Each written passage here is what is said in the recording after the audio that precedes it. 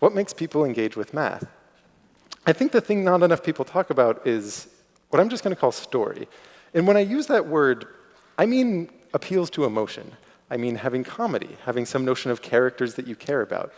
I mean having a mystery you need to see resolved. Really, anything that pulls you in for the math for what it is now, not what it promises to give you later. Let's take a look at the block collisions, because context here is crucial. Yes, the question is useless, but let me show you what would pull you in. This is really a mystery novel, and like any good mystery novel, you open with a crime scene, smoking gun, a fingerprint of someone who's kind of familiar, in a way that suggests there's something deeper at play. If each block has the same mass, it's not too hard to see what's going to happen.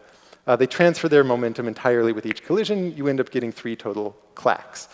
Now, if we increase one of those masses by a factor of 100, it gets more interesting, because once it hits that block, it retains a lot of its momentum, and it ends up taking a lot more collisions to turn it around.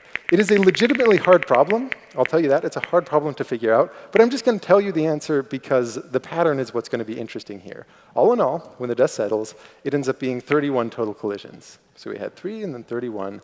If we up it by another factor of 100 to 10,000, most collisions happen in a very big, unrealistic burst. Right? It's dependent on the idealism of the situation.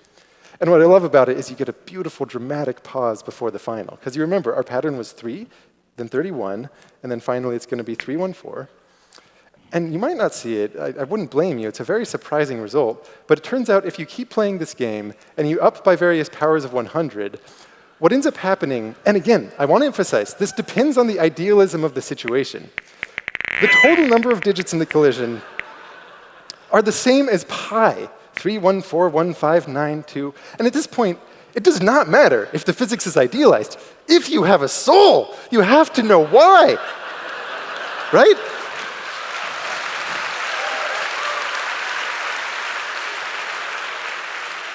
It's a one-dimensional situation. There's no circle. I don't see a circle. And pi's digits are counting something. That is a very weird thing for pi to do. That's not what it does. So what follows is a detective story tracking down the circle. And you're not shying away from the math. To get a satisfying answer to mystery, you dive right into that math. And you learn what you need to learn. But it's not because it's useful. It's because the story has drawn you in.